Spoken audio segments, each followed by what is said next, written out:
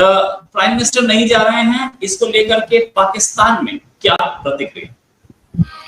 देखिए, पाकिस्तान में तो ऑब्वियसली यही बात हो रही है कि शायद अवॉइड किया जा रहा है ट्रम्प से मिलने को। मोदी जी शायद मिलना नहीं चाह रहे, वरना फिर जैसे हम लोग पहले एक शो में डॉक्टर साहब और हम लोग बात कर रहे थे कि वो फिर कोई चीज कह देंगे कि मोदी जी ने अब ये कह दिया है और कान में कुछ बोल के चले गए, क्योंकि इससे पहले भी ट्रम्प यही कहते रहे कि उन्होंने पाकिस्तान और हिंदुस्तान की लड़ाई के लिए भी उनको मना किया है। साथ रशियन ऑयल के बारे में भी उन्होंने कहा कि आप रशिया से ऑयल नहीं ले सकते। तो इसी तरह की ऐसा ना कोई और बात भी कह दें, लेकिन बहरहाल मोदी जी जो हैं वो डोनाल्ड ट्रंप को अवॉइड कर रहे हैं। ऐसा पाकिस्तान में जो थोड़े बहुत, मैंने ज्यादा तो नहीं, लेकिन जो थोड़े बहुत लोग बात कर रहे हैं वो यही कर रहे हैं कि ट्रंप से बचने के लिए उन्होंने कहा कि वो ऑनलाइन ज्वाइन करेंगे, तो फिर होगा ये कि उनसे आमना सामना ही नहीं होगा, तो मजीद कोई बात जो है वो ट्रंप मोदी जी के नाम से आगे नहीं बढ़ा पाएंगे। अब डोनाल्ड ट्रंप को यह समझ नहीं आ रहा कि मुझे थप्पड़ लगाया है या मेरी तारीफ करी है।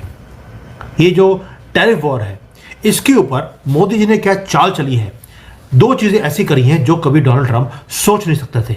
आज थोड़ा सा मेरे फीवर है बहुत ज़्यादा, मैं फिर भी वीडियो बना रहा हूँ, तो थोड़ा सा मुझे प्लीज़ एक्सक्यूज़ कर देना, तबीयत बहुत ज़्यादा खराब है मेरी। बट दो चीज़ें हैं जो डोनाल्ड ट्रंप कभी इमेजिन नहीं कर सकते थे कि भारत ऐसा काम करेगा।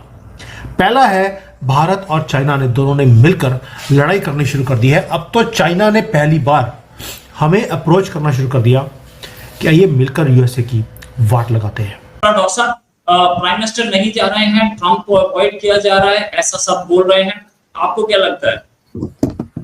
जी, मुझे भी इस बात में मैं आरजू जी से सहमत हूं कि ये एक सोची समझी, जिसे कह लीजिए वो रणनीति है कि वहां जा करके किसी भी तरीके के कॉन्फ्रंटेशन को या किसी और विवाद को जन्म देने से अच्छा है कि डिप्लोमेटिकली इसको सॉर्ट आउट कर लिया जाए। और प्रधानमंत्री मोदी जो हैं वो उसको वीडियो कॉन्फ्रेंसिंग के जरिए या वर्चुअली उसको सबमिट कर। और आप कभी इमेजिन नहीं कर सकते थे कि चाइना कभी भी हमारे साथ हाथ मिलाएगा। यूएसए ने हमेशा हमें और चाइना को या हमें पाकिस्तान को लड़ा कर रखा ताकि हमें यूज कर सके। एक जैसे चेस के बोर्ड के ऊपर एक पॉन्स होते हैं, उस तरह यूज करता रहा हर कंट्री को। अगर सऊदी अरेबिया का साथ दिया तो ईरान को लड़ा दिया। अब देखिए हर जगह पर वो यही काम करता है, लेकिन आज वो रिवर्स हो रहा है क्योंकि चाइना ने और भारत ने मिलकर अब इनकी आंकड़े निकालनी शुरू कर दी है। वैसे भी आसियान कंट्री का कोई इंडिया मेंबर तो है नहीं, ऑब्जर्वर स्टेटस है। अगर आपके दर्शकों को नहीं पता है तो 10 मेंबर हैं जो आसियान कंट्रीज हैं, association of south east Asian Nations कहते हैं उनको।